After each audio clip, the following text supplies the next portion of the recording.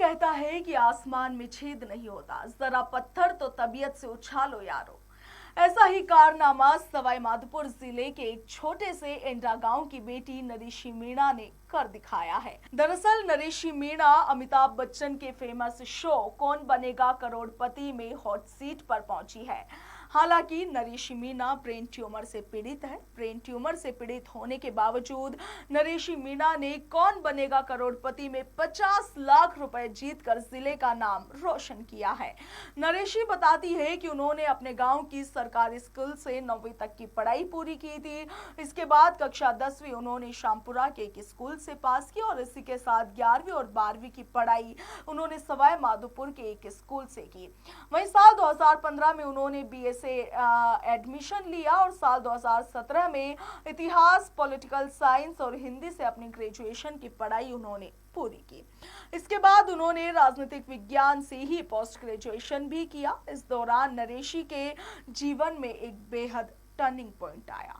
वो इस दौरान एसआई का एग्जाम पास कर चुकी थी। एसआई के एग्जाम के दौरान उनका मेडिकल होना था और आप देखिए कि मेडिकल के दौरान ही उन्हें पता चला कि उन्हें ब्रेन ट्यूमर है, जिसके चलते वो सदमे में डूब गई। ये बीमारी उनकी ही क्यों हुई, ये सोच सोच कर नरीशी मीणा लगातार रोती रहती थी, मगर उनको माँ छोटी देवी, पिता राजमल और दोनों भाई शिवराम और लक्ष्मीकांत ने उन्हें काफी संबल दिया और उन्हें संभाला भी। उनके माँ बाप ने उनका इलाज करवाया। इस दौरान माँ ने नरीशी के इलाज के लिए अपने सारे गहने तक बेच दिए। माँ बाप और भाइयों के मोटिवेशन से नरीशी ने अपनी पढ़ाई को जारी रखा और प्रतियोगी परीक्षाओं की तैयारी करने लगी। इसी दौरान गंगापुर सिटी के योगेश ने कौन बनेगा करोड़पति में 25 लाख रुपए जीते, जिसकी खबर नरीशी ने पढ़ी और इसके बाद नरीशी केबीसी का सीरियल अपने ताऊजी के घर जाकर के देखने लगी। उसका इंटरेस्ट जनरल नॉलेज में काफी बढ़ने लगा। वो विभिन्न साइटों से और समाचार पत्रों के माध्यम से अपना जनरल नॉलेज बढ़ाने की कोशिश में लगी रही।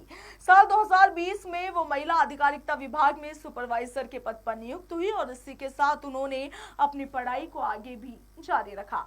इस दौरान वह आरएएस के एग्जाम में पास हुई, मगर आरएएस और कौन बनेगा करोड़पति की डेट आसपास ही थी, जिसके चलते नरीशी मीणा ने आरएएस का एग्जाम छोड़ दिया और कौन बनेगा करोड़पति की हॉट सीट पर जा पहुंची, जहां पर महानायक अमिताभ बच्चन से उनका सामना हुआ। नरीशी बताती है कि ये उनके जीवन का सबसे यादगार लम्हा था। यहाँ बड़े कठिन सवालों का जवाब देते हुए नरीशी ने 50 लाख रुपए जीते हैं। 50 लाख रुपए जीतने के बाद अब नरीशी का जीवन पूरी तरह से बदल चुका था। देश, प्रदेश और हर जगह उनके काम की चर्चा हुई। 50 लाख रुपए जीतकर जब नरीशी अपने गांव पहुंची तो ग्रामीणों ने नरीशी का फूल माला और बैंड बाजे से उनका स्वागत किया। नरीशी बताती है कि 50 लाख रुपए जीतने के बाद अब वो अपनी मम्मी के जेवर दोबारा से बनवाएगी और अपने पिता के लिए भी एक खूबसूरत सा तोहफा खरीदेगी। वही नरीशी का कहना है कि वह सवाई माधोपुर में अभी किराए से रहती है, तो इन पैसों से अब वह सवाई माधोपुर में कोई मकान भी खरीदने का मन बना रही है। कौन बनेगा करोड़पति के 16वें सीजन के एपिसोड में 50 लाख रुपए जीतकर जब नरीशी मीणा एंडा गांव पहुंची तो गांव वालों ने उनका भव्य रूप में स्वागत किया और पूरे गांव में जुलूस भी निकाला। इस दौरान जगह जगह ग्रामीणों ने माला पहनाकर नरीशी मीणा का स्वागत किया और उनका सम्मान किया। सवाई माधोपुर के एंडा गांव के नरीशी मीणा ने अमिताभ बच्चन को बताया कि उन्हें ब्रेन ट्यूमर की बीमारी है। उन्होंने ब्रेन ट्यूमर का ऑपरेशन तो करवाया था, मगर इस ट्यूमर का कुछ एक हिस्सा अभी भी उनके दिमाग में मौजूद है और यह ट्यूमर उनके दिमाग में ऐसी जगह पर फंसा हुआ है जिसे निकालना जानलेवा साबित हो सकता है।